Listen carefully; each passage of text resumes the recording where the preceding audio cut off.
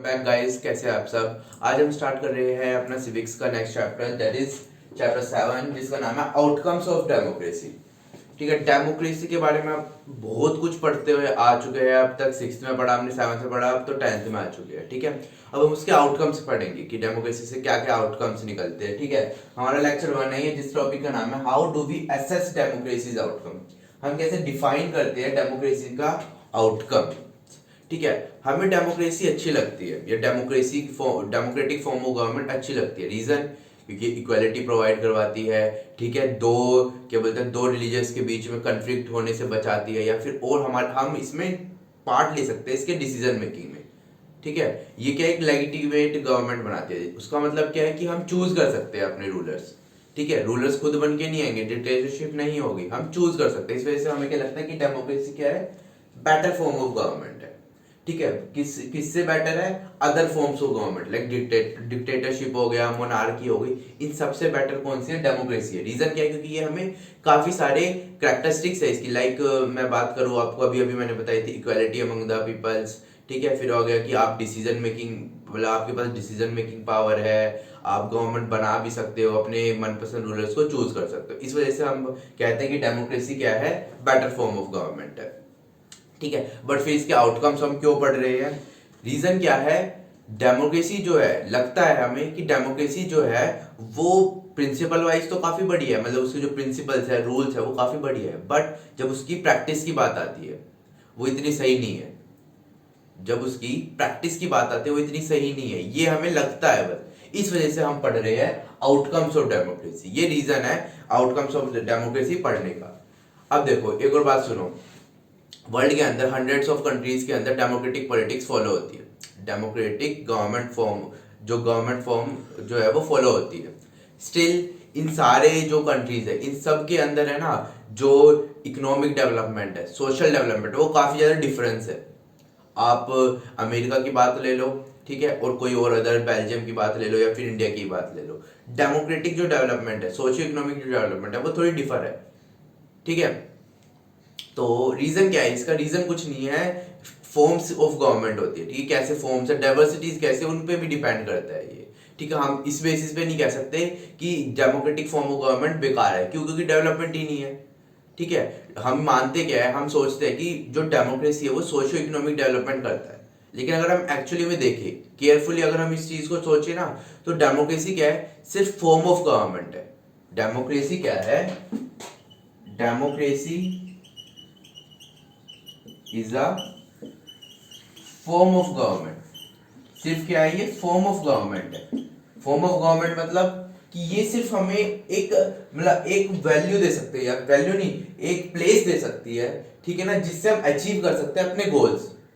But ये वो conditions ही बनाएगी, ये बिल्कुल ही आपको सारे एडवांटेज नहीं दे देगी। ये सिर्फ आपको एक कंडीशंस प्रोवाइड करेगी जिससे जिसका फायदा आप उठा के ठीक कर सकते हो, डेवलपमेंट ला सकते हो। बट ये खुद से डेवलपमेंट नहीं लाएगी। तो क्या समझ रहे हैं कि डेमोक्रेसी सिर्फ एक फॉर्म ऑफ गवर्नमेंट है। ठीक है, ये कंडीशंस प्रोवाइड करवाती है आपको, अब उसका फायदा उठा के अचीव करना उन गोल्स को, ये आपके ऊपर है। ठीक है, अब थोड़ा आगे बढ़ते हुए अब बात करते हैं क्या वो हमें जो है, या फिर डेमोक्रेटिक गवर्नमेंट में क्या क्या हमें मिलता है। सबसे पहले अकाउंटेबल गवर्नमेंट मिलती है। अकाउंटेबल गवर्नमेंट क्या होती है, अकाउंटेबल गवर्नमेंट वो गवर्नमेंट होती है जहां पे सिटीजन्स को, उस कंट्री के सिटीजन्स को ये पावर होती है कि वो पार्ट ले सकता है डिसीजन मेकिंग प्रोसेस में। मतलब जो पॉलिसीज, प्रोग्राम्स वगैरह गवर्नमेंट बना रही है, उस पॉलिसी और प्रोग्राम्स में पार्ट ले सकता है वो।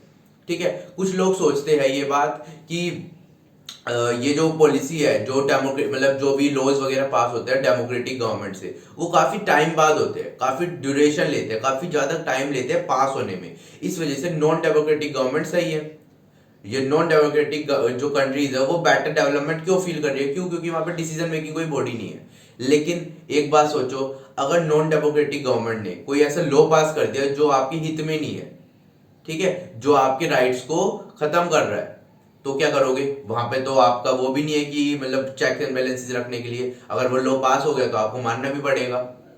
ठीक है, उन्होंने कह दिया कि सांस नहीं लोगे अब से, तो आपको सांस नहीं लोगे, ठीक है ना, आप कोई अपोज नहीं कर सकते हो, तो क्या होगा। तो इस वजह से डेमोक्रेटिक गवर्नमेंट बेटर भी है। रीजन क्या है कि वो ड्यूरेशन तो लेती है, लेकिन जो वो लॉज लाती है, जो पॉलिसीज लाती है, वो काफी बढ़िया लाती है, ठीक है, जिससे लोगों को सही नहीं होता, मतलब लोगों के लिए वो सही रहती है, उनके राइट्स को खत्म नहीं कर रही है। लेकिन नॉन डेमोक्रेटिक में वो चीज, वही सेम चीज खत्म भी हो रही होती है, ठीक है। अब दूसरा क्या है, रिस्पॉन्सिबल गवर्नमेंट। दूसरा फीचर क्या है, रिस्पॉन्सिबल गवर्नमेंट मिलती है हमें। मतलब रिस्पॉन्सिबल का, जो पॉलिसीज, जो डेवलपमेंट एक नॉर्मल सिटीजन चाहता है, उस पर ध्यान रखते हुए ये गवर्नमेंट वैसे ही पॉलिसीज, वैसे ही लॉ पास करती है। मतलब अपने हक में कोई लॉज नहीं पास करती है, ये सोशल वेलफेयर के लिए लॉ पास करती है। इस वजह से ये रिस्पॉन्सिव गवर्नमेंट है। रिस्पॉन्सिव किसके लिए, सिटीजन्स के लिए। ये रिस्पॉन्सिबल किसके लिए, सिटीजन्स के लिए रिस्पॉन्सिबल है। क्यों, क्योंकि ये उनके बिहाफ पे ही पॉलिसीज प्रोग्राम्स ला रही है, उनके ही डेवलपमेंट के लिए। इस वजह से रिस्पॉन्सिबल गवर्नमेंट डेमोक्रेसी में मिलती है। थर्ड कैसी गवर्नमेंट मिलती है, legitimate, legitimate government. What is this legitimate government. तो ये क्या हो, ये इसका मतलब क्या है, जो गवर्नमेंट फॉर्म होती है, डेमोक्रेटिक फॉर्म हो गवर्नमेंट से, वो कैसे फॉर्म होती है, वो नॉर्मल सिटीजन से फॉर्म होती है। वो किससे फॉर्म होती है, वोट से फॉर्म होती है। वो डायरेक्टली कोई बन नहीं सकता, ठीक है। आप वो एक इलेक्शन प्रोसीजर होता है, जिससे मनपसंद जो सिटीजन चाहते हैं, ठीक है ना, लीडर, वही सिटी लीडर जो है वो आगे जाके उस गवर्नमेंट का टॉप लीडर बनता है, पीएम वगैरह बनता है, प्रेसिडेंट वगैरह बनता है, ठीक है। तो यहाँ पे कोई भी डिक्टेटरशिप नहीं चलती है। लेजिटिमेट गवर्नमेंट का मतलब ही होता है कि वो अभी प्रॉपर इलेक्शन सिस्टम होता है, जिससे जो कैंडिडेट है, ठीक है, वो किससे चूज होता है, वोटर्स से। वोटर्स कौन होते हैं, जो सिटीजन्स होते हैं उस कंट्री के। तो लेजिटिमेट गवर्नमेंट कौन सी गवर्नमेंट होती है, जो गवर्नमेंट लोगों से बनी हुई होती है, ठीक है, और लोगों के हित के बारे में सोचती है, लोगों के पॉलिसीज के बारे में सोचती है। तो ये कुछ एडवांटेज थी, या फिर ये कुछ पॉइंट्स थे कि आपको डेमोक्रेटिक गवर्नमेंट में क्या क्या मिलता है। अकाउंटेबल गवर्नमेंट मिलती है, ठीक है। दूसरा रिस्पॉन्सिबल गवर्नमेंट मिलती है। तीसरा क्या था, लेजिटिमेट गवर्नमेंट मिलती है, ठीक है। तो ये तीन जो स्ट्रक्चर्स है, वो किसी भी डेमोक्रेटिक फॉर्म ऑफ गवर्नमेंट के लिए जरूरी है। Accountable government, that is decision making body जो गवर्नमेंट हो उसकी, वो डिसीजन मेक कैसे करे, सिटीजन्स के बिहाफ पे करे, सिटीजन्स को रख के करे, सिटीजन्स के जो हित के लिए, उन्हीं के लिए करे। रिस्पॉन्सिबल गवर्नमेंट मतलब जो रिस्पॉन्सिव हो सिटीजन्स के लिए। अगर सिटीजन्स को ये कोई भी लॉ सही नहीं लग रहा है, तो वो उस लॉ को दोबारा जज सकती है, ठीक है, मतलब रिस्पॉन्सिबल हो उसके लिए। थर्ड क्या है, लेजिटिमेट गवर्नमेंट। लेजिटिमेट गवर्नमेंट कौन सी होती है, जो गवर्नमेंट सिटीजन से ही बनती है, सिटीजन ही चूज करते हैं उन रूलर्स को, ठीक है।